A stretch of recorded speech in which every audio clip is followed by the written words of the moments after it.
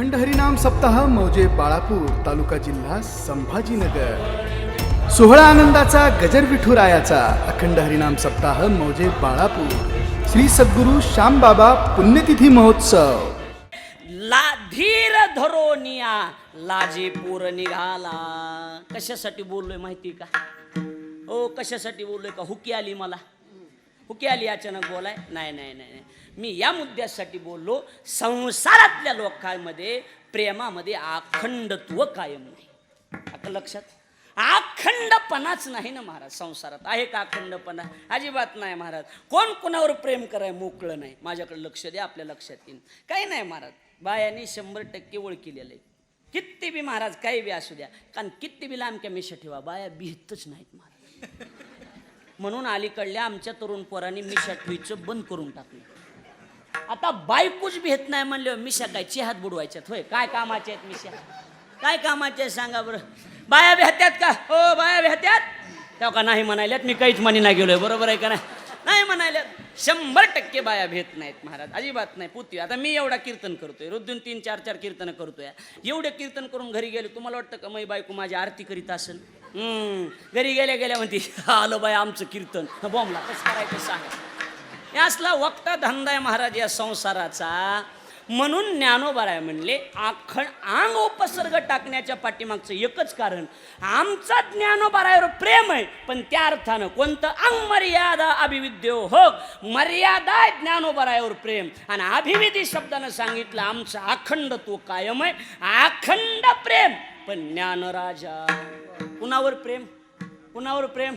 ज्ञानराजा। आता इकडे लक्ष द्या, ज्ञानराजा शब्दाचा अर्थ काय? ज्ञानराजा शब्दाचा अर्थ काय? माऊली ज्ञानेश्वर महाराज की जे ठीक आहे, पण त्याचा अर्थ काय?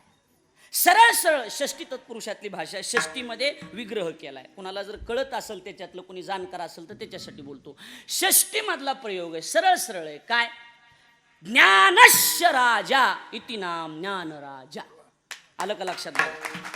किंवा त्याचा विग्रह केला सप्तमीमध्ये, पुन्हा अजून जर करायचा झाला तर सप्तमीमध्ये विग्रह करता येतो। कसा? चाचीचे, चाचीचे इति नाम सप्तमी, ज्ञानस्य राजा इति नाम ज्ञानराजा। किंवा ज्ञानाचा, चाचीचे ज्ञानाचा राजा, त्याचं नाव ज्ञानराजा। हे नाही कळलं तर ज्ञानच राजा, त्याचं नाव ज्ञानराजा। ज्ञानाचा सागर, ज्ञानाचा सागर,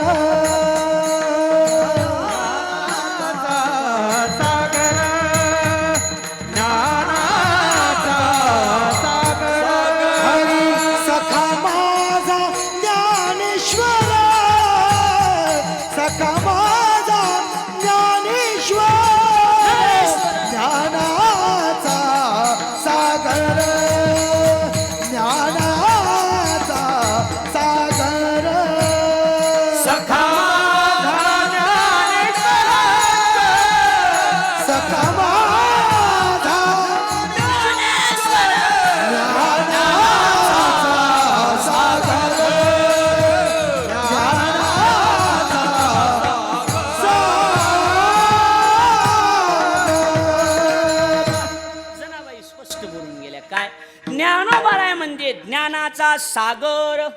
अहो जगात ज्ञानाचे सागर म्हणजे कोण आहेत? ज्ञानोबाराय आहेत। तुकोबारायांनी या युक्तीला जोडून सांगितलं, ज्ञानियांचा राजा गुरु महाराव। ज्ञानोबारायला म्हणती ज्ञानदेव तुम्हा आईसे, तुम्हा आईसे म्हणती ज्ञानियांचा राजा गुरु महाराव। ज्ञानोबाराय त्याचा पदच्छेद करता येतो असा, ज्ञानोबाराय म्हणजे जगातलं जे ज्ञान आहे त्या ज्ञानाची राजे म्हणजे ज्ञानोबाराय, ज्ञानराजा किंवा ज्ञानस्य राजा। याचा अर्थ गुरुजी असा आहे, ज्ञानच राजा म्हणजे ज्ञान म्हणजेच ज्ञानोबाराय, आणि ज्ञानोबाराय म्हणजेच ज्ञानोबाराय। ज्ञान त्याचा अर्थ आहे ज्ञानाचा राजा। आता एक मिनिट ऐका, राजा राजा म्हणजे कोणता राजा? राज्यात 5 प्रकार पाडले, भूपती, नृपती, सम्राट, मांडलिक आणि चक्रवर्ती। किती राजे झाले? भूपती, नृपती, सम्राट, मांडलिक आणि चक्रवर्ती। माऊली बरोबर का? माऊली बरोबर का? जुन्याला विचारलेलं बरं असते, बरोबर आहे का नाही? 5 राजे आहेत, त्याच्यापैकी ज्ञानोबाराय कोणते राजे? ज्ञानोबाराय कोणते राजे? अय आबा कोणते राजे? हा ज्ञानोबा राय राजे कोणते? भूपती, नृपती, सम्राट, मांडलिक, हा चक्रवर्ती राजे. बरोबर आहे का नाही? कॉपी करून का होईना पास होण्याला महत्व आहे. बरोबर आहे का नाही महाराज? काय का असं ना. हा टक्केवारीनं पास झालं पाहिजे. काय त्याला जवळजवळ कॉपीवरच चाललेलं आहे सगळं. लक्षात घ्या. ज्ञानोबा राय हे चक्रवर्ती राजे. ओ इकडे लक्ष द्या. कसले राजे? चक्रवर्ती. आता लक्ष द्या. आता परफेक्ट तुमच्या डोक्यात बसणार. आता जी लोक माऊलीच्या पालखी सोहळ्यात गेले त्यांच्या माझे शब्द लक्षात येतील. माऊलीच्या रथावरच लिहिलेलं आहे महाराज. काय? कैवल्य साम्राज्य चक्रवर्ती. आलं का लक्षात? आता ऐका. आता ताईट बसा, नीट बसा. आता ढिल्या अंगानं कळत नाही आरती. लक्षात घ्या. आरती ढिल्या अंगानं कळत नाही. बरोबर आहे का नाही? त्याच्यामुळे ताईट बसावं लागतंय. असं ढिल्या अंगानं कळत नाही. ऐका. ज्ञानोबा राय राजे, पण ज्ञानोबा राय चक्रवर्ती राजे. बरोबर आहे. कसले राजे? चक्रवर्ती राजे. आणि चक्रवर्ती शब्दाचा अर्थ करत असताना चक्रवर्ती म्हणजे काय? किम नाम चक्रवर्ती? चक्रवर्तीचा अर्थ काय? चक्रवर्तीचा अर्थ आहे का गुरुजी? चक्रवर्तीचा अर्थ केला कोणता माऊली? चक्रवर्तीचा अर्थ सरळ सरळ अर्थ केलाय महाराज. सरळ आपल्या लक्षात येण्यासाठी थोडस जड आहे शास्त्रातले, पण लक्षात येईल. ज्ञानचक्रीना. नीट आहे का? एक वाक्य नीट आहे का? फोडून सांगतो मी पुन्हा. ज्ञानचक्रीना यत्र यस्मिन भ्रमयन्ते वर्तन्ते इति नाम चक्रवर्ती. असा अर्थ शास्त्रातले शब्द आहेत. पुरावा आहे ना महाराज? बरोबर आहे का नाही? पुरावा असल्यावर काही अडचण आहे का? हा पुरावा नसल्यावर महाराज पुरावा. लक्षात आलं का बोलणं? पुरावा नसल्यावर महाराज पुरावा, पण पुरावा असल्यावर का पुरावा हे लक्षात घ्या. बरोबर आहे का नाही? पुरावा महत्वाचा आहे. बरं पुरावा बी आयऱ्या गायऱ्याचा आहे का? अहो पुरावा काही पिक्चरच्या गाण्याचा आहे का? होय. एखादं गाणं म्हणलं पुरावा दिला असं आहे का? एखादा शेर सांगितलाय असला पुरावा आहे का? पुरावा शास्त्रातला. शास्त्र म्हणते ज्ञानचक्रीना यत्र यस्मिन भ्रमयन्ते वर्तन्ते इति नाम चक्रवर्ती. याचा मराठीत अर्थ सांगतो. नीट ऐका लक्ष देऊन. जगातलं ज्ञान नावाचं जे चक्र आहे कोणतं? ज्ञान नावाचं जे चक्र आहे हे ज्याच्या भोवती फिरतंय त्याचं नाव चक्रवर्ती. आलं का लक्षात? लक्षात आलं का? आता चक्रवर्तीचा अर्थ कळालाय का? काय म्हणलो मी? ज्ञान नावाचं चक्र. बोला. ज्ञान नावाचं चक्र. जी नीट लक्ष देऊन आवर्जून म्हणा. ज्ञान नावाचं चक्र ज्याच्या भोवती फिरत राहतं त्याचं नाव चक्रवर्ती. आलं का लक्षात? आणि लोक म्हणते जड कीर्तन लोकाला कळत नाही. कसं कळत नाही? उलगडून सांगितलं कळत असते. बरोबर आहे का नाही महाराज? कळत नाही कसं? इकडे लक्ष द्या. आता हे तर अर्थ कळाला. आता मी तुम्हाला विचारतो, स्पष्ट सांगा एक जणांना की चक्रवर्ती शब्दाचा अर्थ काय मराठीत सांगायचा.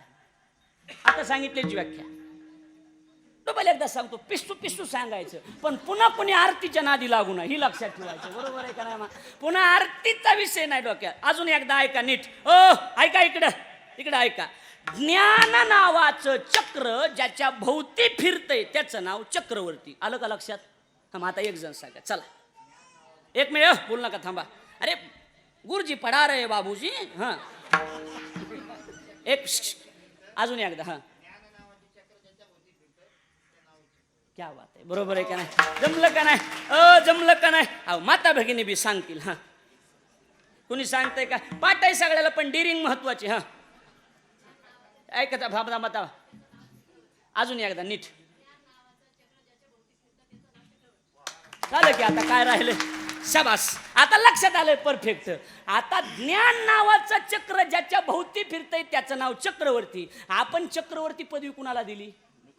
ज्ञानोबा रायाला. ऐका. ज्ञान बरोबर आहे ज्ञानोबा रायालाच आहे. त्यांचं म्हणणं अगदी बरोबर आहे का नाही? हा अशी परफेक्ट उत्तर दिले पाहिजे. हा बरोबर आहे. काका महाराज बोलून गेले ज्ञानोबा रायाला चक्रवर्ती. काय लबाड आहे काय महाराज? बरोबर आहे का? अहो त्यांचं म्हणणं नाही, स्वतः भगवान परमात्म्यानं ज्ञानोबा रायाला चक्रवर्ती पदवी दिली. समाधी महिमा प्रकरणामध्ये नामदेवरायांनी शब्द टाकले, तू ऐके गा ज्ञान चक्रवर्ती आणि तू तव ज्ञानाचीच मूर्ती. आलं का लक्षात? इकडे लक्ष द्या. आपसात बोलू नका. इकडे लक्ष द्या. आता लक्षात ताई दादा तुमच्या लक्षात येईल, आपण ज्ञान चक्रवर्ती शब्दाचा अर्थ केला. ज्ञानाचं चक्र ज्याच्या भोवती फिरतं त्याचं नाव. आणि आपण इथं ही पदवी कुणाला दिली? ज्ञानोबारायाला. आता जगातलं जेवढं ज्ञान आहे तेवढं ज्ञान ज्ञानोबारायाच्या भोवती फिरतंय, म्हणून त्यांना चक्रवर्ती. आलं का लक्षात? आता इकडं आता ही कसं कसं फिरत आहे ही बी सांगावं लागेल. होय काय कसं कसं फिरत आहे हे बी महत्वाचं ना. आरतीचं सांगितलं र, पण ती चक्राचं काही कळालं नाही असं पुन्हा होऊ नये. बरोबर आहे? अरे ओ कहाँ जा रहा है असं होऊ नये पुन्हा. म्हणून नीट ऐका. आता काही आंबट व्हायलंय का? आंबट व्हायलंय का? कळायला लागली ना शब्द. आता चक्रवर्ती ऐकायचंय का? नानासाहेब ऐकायचंय का? ऐकायचंय का? ऐकायचंय. बाहू कसं करायचं? चक्रवर्ती. ऐका आता नीट बसा, आपसात न बोलता ऐका. सुरुवातीला जे हे ज्ञान उगम पावलं ना महाराज, हे सूर्याजवळ उगम पावलं. कुठं?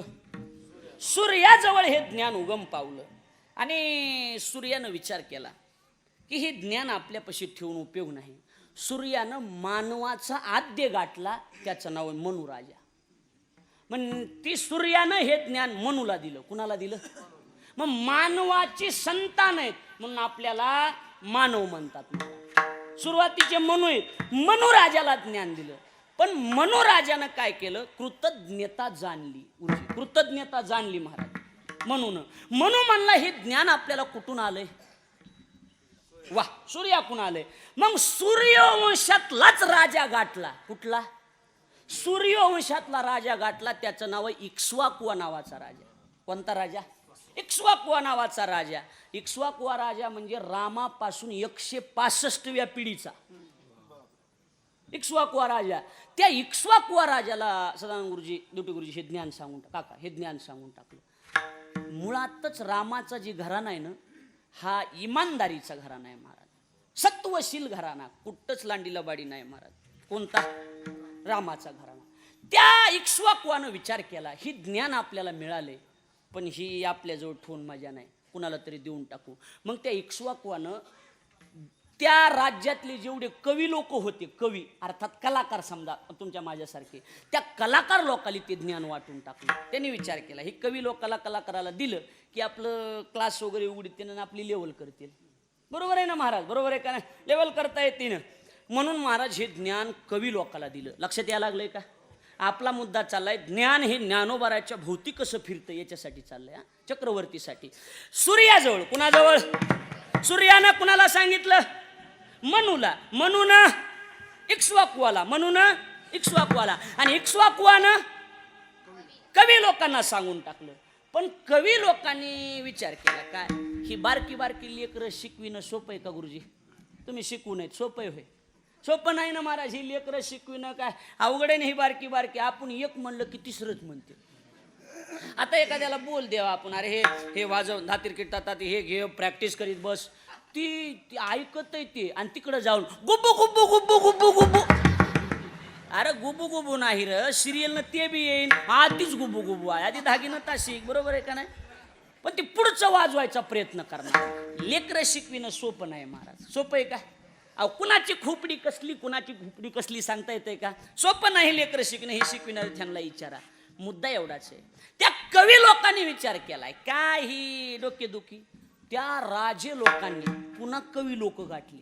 राजे लोकांनी पुन्हा कवी लोक गाठले. त्यांनी विचार केला आपण बी शिकून घेऊ. इकडे मिनिट ऐका. मोठे लोक जे ज्ञान शिकत आहेत, कला शिकत आहेत ना, हे पैशामुळं नाही, पाकिटामुळं नाही, समाजात गेले व आम्हाला असलं बी जमते म्हणून. आमदार खासदार चाली म्हणतात. बरोबर आहे का? चाली म्हणतात, भजन करतात, भलते बेसूर आरडत. कसलाच मेळ नसतंय. भलते बेसुरे महाराज काय काय नेते लोक. आणि टाळ घेतात आणि त्याचे फुटून त्याचे पत्रकारण ती असतंय का नाही? हां, मोठ्या लोकांचं असतंय ना महाराज. तसं मोठ्याचं सगळं मोठं असतंय, लक्षात ठेवा. हां, असला धंदा असतोय. ती राजे लोकांनी विचार केला आपण बी शिकून बघू लोकांच्या आकर्षणासाठी. त्यांनी कवी लोक गाठले. ते म्हणले गुरुजी किती पोरं तुमच्याकडं? म्हणले काय 100 पोरं. किती देतात? महिन्याला काय 10,000 रुपये. किती होते? 5 लाख रुपये. हे 10 लाख रुपये घ्या. पण माझा मूड बनन तसं शिकवायचं. विठ्ठल विठ्ठल विठ्ठल विठ्ठल.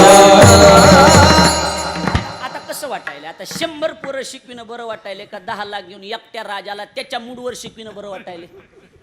व्यवहारात येऊन कसं वाटायला लागलं? व्यवहारातला विचार केला तर हा कलाकार लोकांनी विचार केला, ही डोकेदुखी बंद करून टाकू म्हणले, ही डोकेदुखी बंद करून टाकू.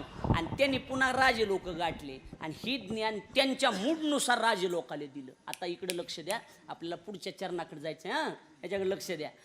आरतीतल्या दुसऱ्या चरणाकडे जायचंय, लक्ष द्या. सूर्याजवळ उगम पावलं. कुठं? सूर्यानं कुणाला सांगितलं? मनूला. कुणाला? मनूला. मनूनं सांगितलं इक्ष्वाकुवाला. कुणाला? इक्ष्वाकुवानं दिलं कलाकार लोकाले आणि कलाकार लोकांनी पुन्हा शिकविलं राजे लोकाला. पण 1 मिनिट ऐका. आता तुम्ही आम्ही 10-5 रुपयाच्या अपेक्षेनं म्हणा, कसं म्हणा, पुढच्याला शिकवितो, बरोबर? पुढच्याला. पण ज्याला पैशाची गरजच नाही ती पुढच्याला कशाला शिकवीन? ती त्याच्या आनंदासाठी शिकले होते. लक्ष द्यायला लागले का बोलणं? लक्ष द्या. त्यांच्या आनंदासाठी शिकले होते ते. पण गोंधळ असा झाला, गोंधळ असा झाला, राजे ज्ञान शिकले पण राजे ज्ञान शिकले त्यांनी पुन्हा कुणाला शिकविलंच नाही. त्यांनी कुणाला शिकविलं नाही. मग राजे गेले आणि त्या राजासोबत ज्ञान सुद्धा काय झालं? ओ काय झालं? रोपल ज्ञान जागी इतने नटे कोणी. रोपल ज्ञान जागी इतने नटे कोणी.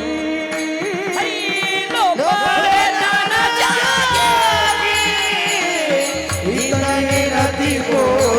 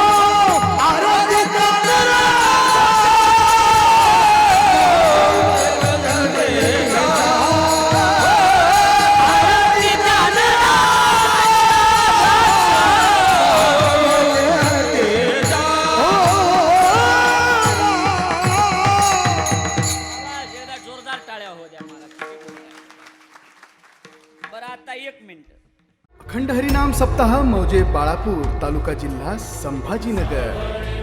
सोहळा आनंदाचा गजर विठुरायाचा अखंड हरिनाम सप्ताह मौजे बाळापूर. श्री सद्गुरू श्यामबाबा पुण्यतिथी महोत्सव.